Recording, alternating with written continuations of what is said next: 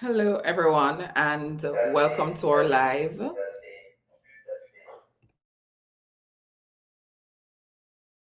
I think sometimes, no matter how much you plan, sometimes things just don't work out. However, the beauty about what we're doing here today is that we're talking about having the plan ready. In the event things happen, you know how you're moving forward. And it's the very same thing in terms of what happened this morning. But I won't delay any further. Thank you for coming on to day 3. We are on to our 30-day business growth action plan challenge. And I'm thanking you for coming on because, as I've shared before, one of the things that we want to do is equipped you with the necessary tools that you need so you can enter 2026 with ease, knowing that your plan is ready. Equipped you with what's needed so you can enter your holidays knowing that you know what you know that's going to happen in 2026. So if that's why you're here, go ahead and say yes in the chat. Yes to 2026 being ready. So we've done 2 days. We're on to day 3. And what we're going to be looking at today is assessing external factors. So if you've been here for the past 2 days, one of the things that you would notice is that we're in the revision phase. I encourage persons, when you're creating your plans, pause to revise, pause to reflect, pause to assess. There is a lot that you can get from your assessment. And oftentimes we think we need to do something new when, if you just take some time to review how you have performed over the past year, you would realize that there's a lot of information that you can take, turn those into activities that you can do in the next year, in the next quarter, in the next month. You may not need something new. You just need to pause and revise. So we're going to be jumping right into it. We did revision of internal factors yesterday, where we looked at what was working for us, what were the things that caused us to achieve our targets, what were the things that we believe did not. And when we do that activity, what tends to happen a lot is we focus on internal, and that's perfectly okay because that's where we want to start. You think about the things that are in your control. You think about what's happening inside your organization. So as a founder and a CEO, you're starting to think of your resources, you're starting to think of your people, you're starting to think of the activities that you had planned to do. Did you do it or did you not do it? So today we're going to be looking at external factors, because oftentimes those can also have an impact on how we achieve or how we go about our goals. So here we go for day 3, and we are talking about external factors because you don't operate in a vacuum, right? There are different forces externally that could affect what you're doing. So if you take any kind of example, let's say you're trying to lose weight. I often use that, or let me not use that one. Say you're trying to, today's a weird day, guys. I was trying so hard to, I'm going to tell you, let me ensure that my screen is up. Why is it not coming up? Oh, I know what's happening.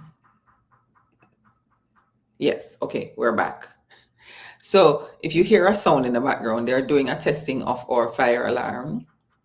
And I made a request for, our space to be tested early, and it didn't happen. So if you hear that sound, it's nothing urgent. We're just moving through and going. This is an external factor. Right? Very great example.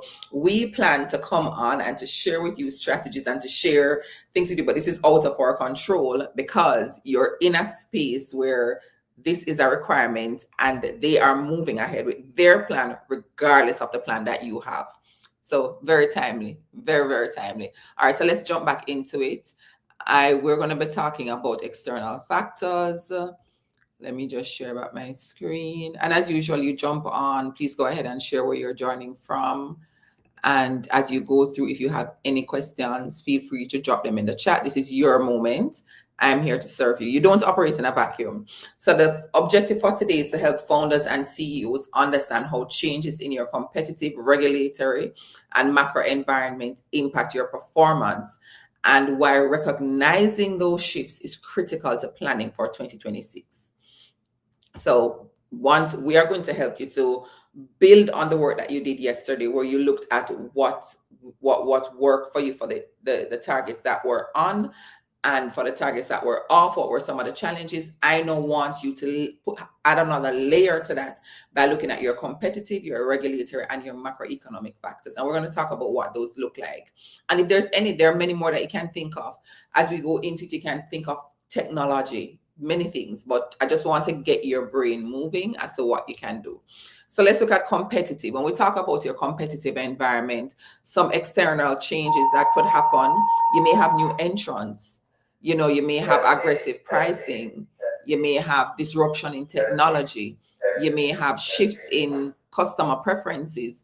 Those are some things that, from a competitive standpoint, could have impacted your results. So if we're talking about, let me use technology as an example, technological disruption. You may be offering a service that requires person to physically come in, or let's use, if you're operating a marketing agency, because this is one that I know. You're operating a marketing agency, and a part of your marketing agency, you're offering social media management.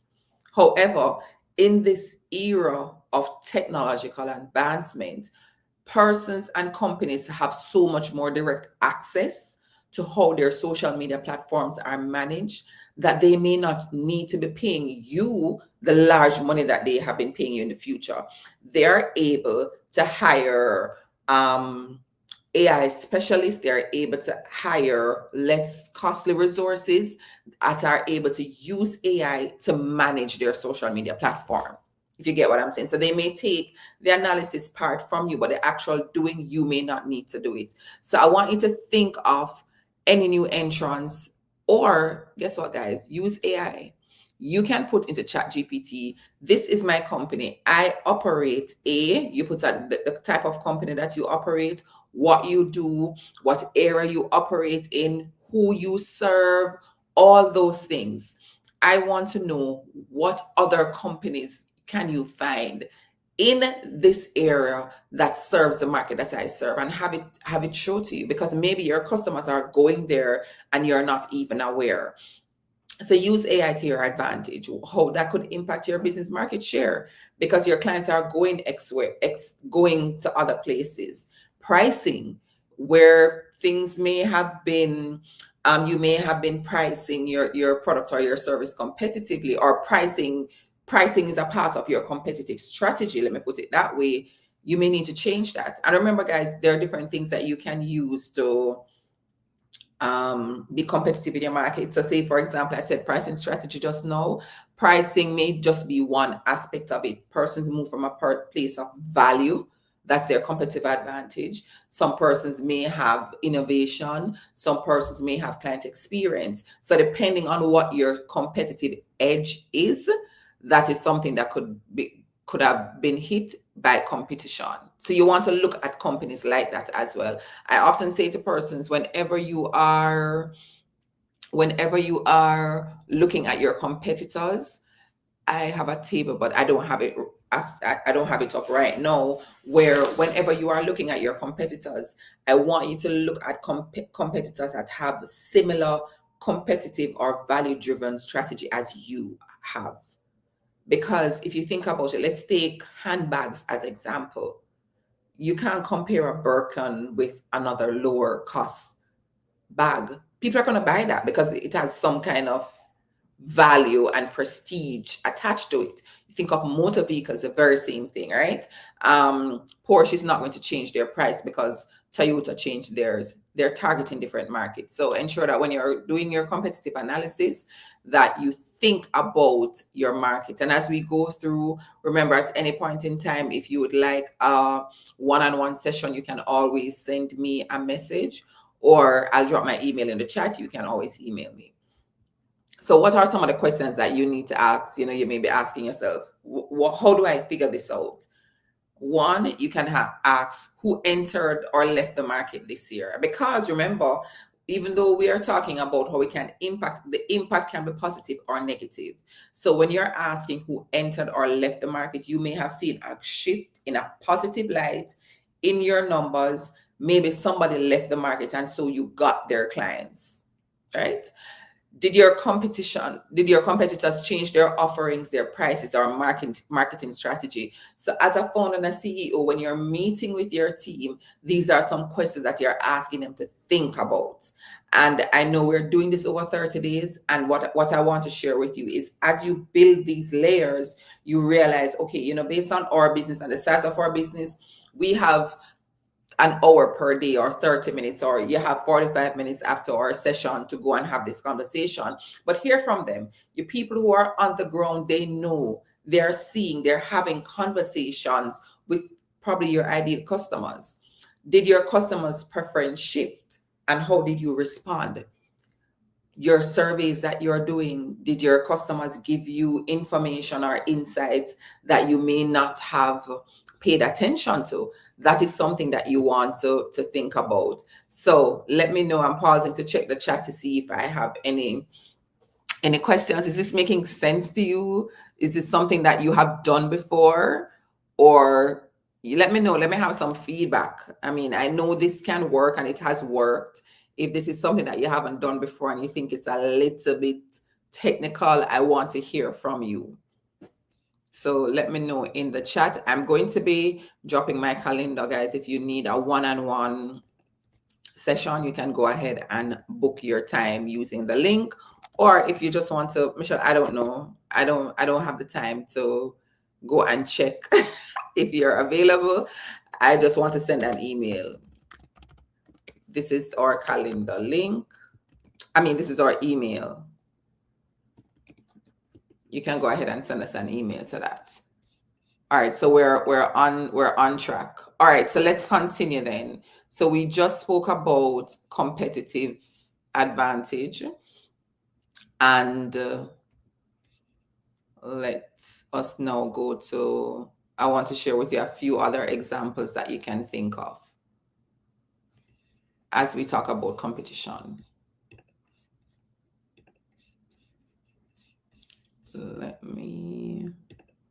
All right.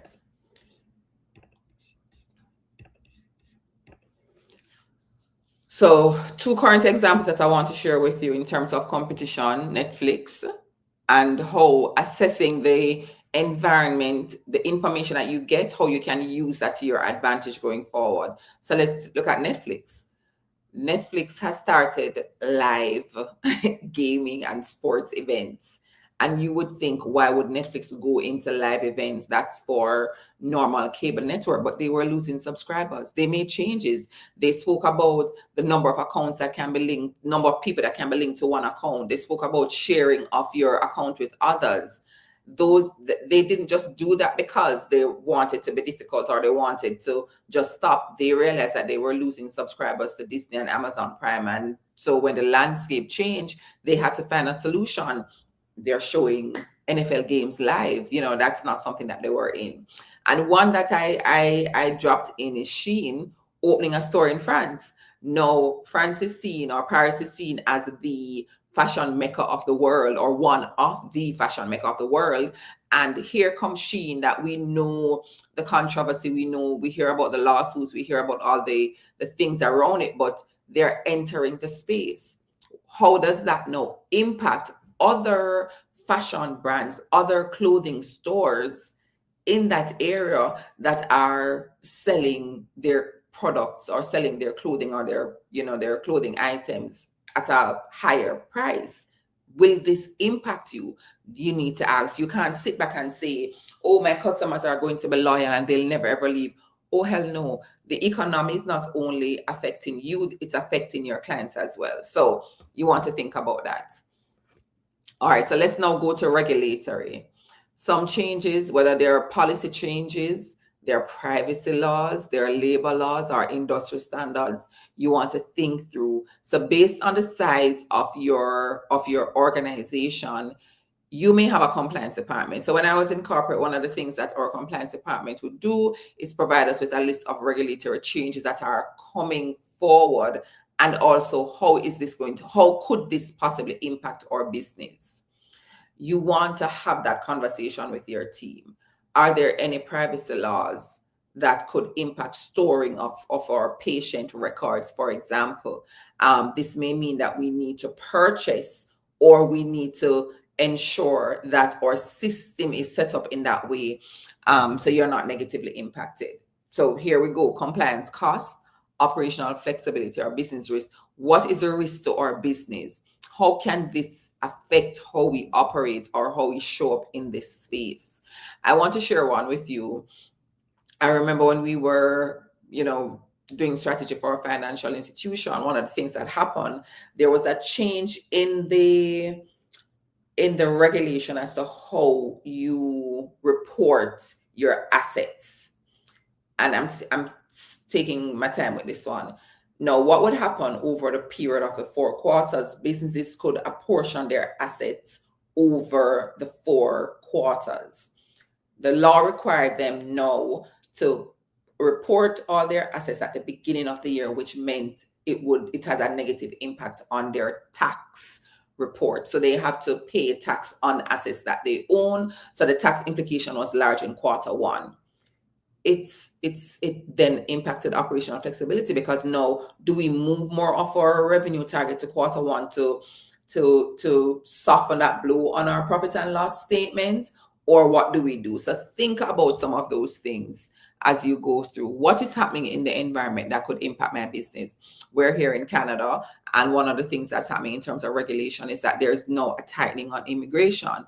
What happened for some of the schools and the colleges is they were depending a lot on the revenue from international students. With that now being pulled from under them, realize that a lot of the courses are no longer being offered. They're cutting staff, you name it. So think about regulation and widen your thinking. And again, use AI to help you. Let them know the type of business you're in, who do you serve, the size of your company, and have it help you to, flesh this out. But it's important. So questions that you need to ask yourself: were there any new policies or compliance requirement that impacted how we operate? The changes in employment or data laws affect your cost or your structure? You want to be thinking about that.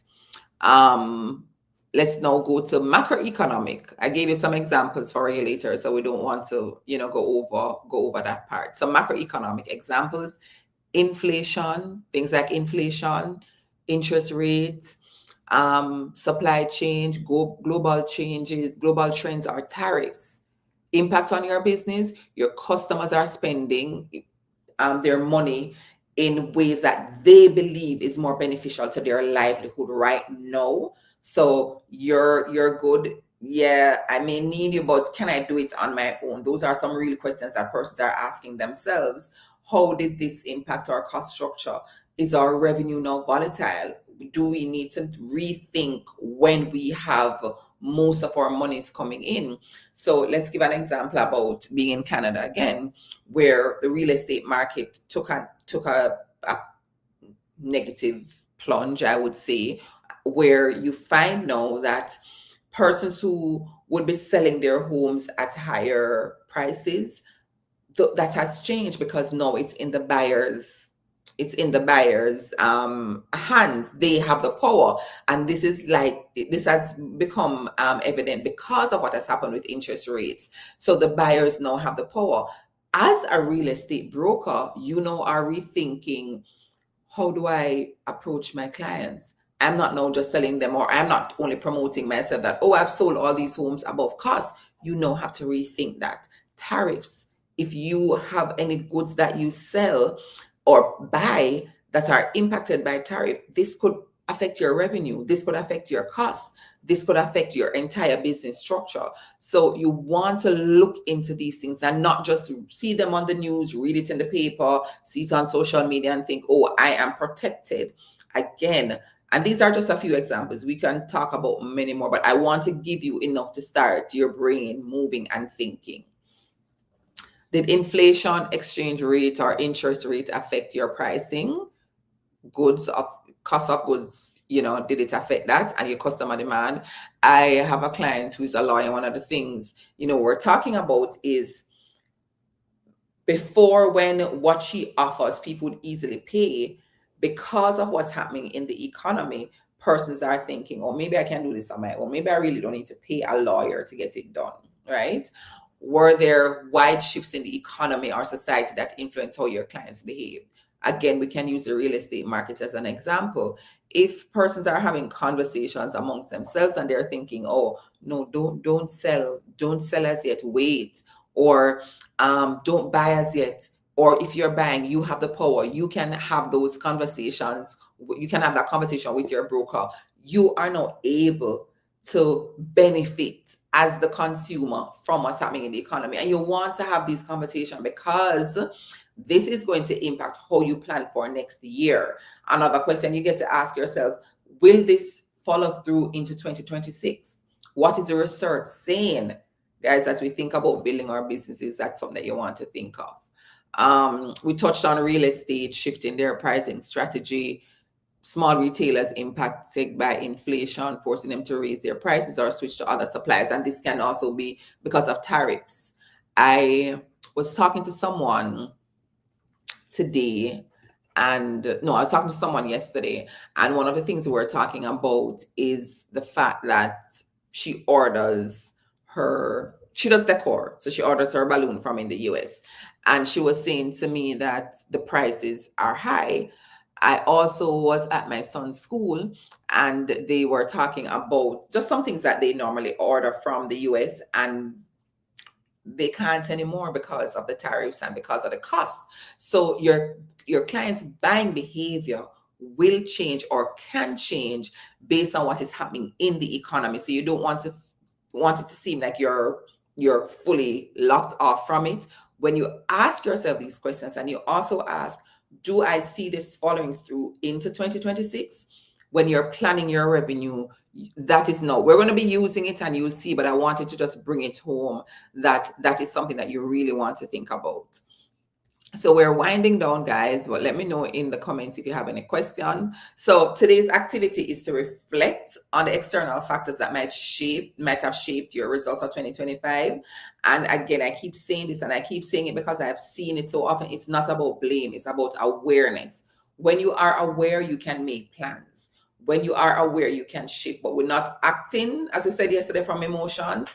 We're acting from clear assumptions. So for the end of today, I want you to list 2 or 3 external shifts that may have affected you in 2025, whether or not you thought about it from before. Now we're reflecting as you think about the results that you've generated, and this can be positive or negative, right? And if you made adjustments, or what adjustments should you have made if you didn't. So remember, it's not, we're just reflecting. We're reflecting because we're going to be planning on this going forward. So that is what we're going to be talking about. And when we have everything documented, this is what it's going to be looking like. New competitors entered the market. What was the impact on your business? You lost one major client. What action is needed going forward? We need to strengthen our retention program. Another external factor, inflation rose. This is like a high mark, or probably rose to 6%. Operational cost increase because you know the impact of inflation and cost of goods and services. Actions that we need to take: adjust pricing mid-year, regulatory changes, privacy law, needed software upgrade, implemented compliance system. So this is how you're going to be looking at it, because if you think about going into 2026, let's use the first example. New competitor entered the market. You lost one major client. When you go to planning for the next year, what we're going to be saying is, let's look at this. How can we strengthen our retention program? It makes no sense you come up with an idea of, oh, let's go and find where our new clients are. Find out why the old clients left, and then you can improve on that. So that is what we're going to be doing, and that is the end of day 3. I hope that you see how we are slowly building and slowly elevating the work that we're going to be doing going into 2026. And this revision is needed. A lot of persons don't do it, but for those who do it, it's golden. It's golden. So let me know if you have any questions before we wrap up. All right, no questions so far. All right, guys, thank you so much for coming on. Come again tomorrow. We're still doing review, I know you have ideas, and I know you want to jump into 2026, but this is also very important. So looking forward to hearing from you, and go ahead and share. And if you want to reconnect with me, you can always use my calendar link or send us an email. Have a great day, guys. Bye.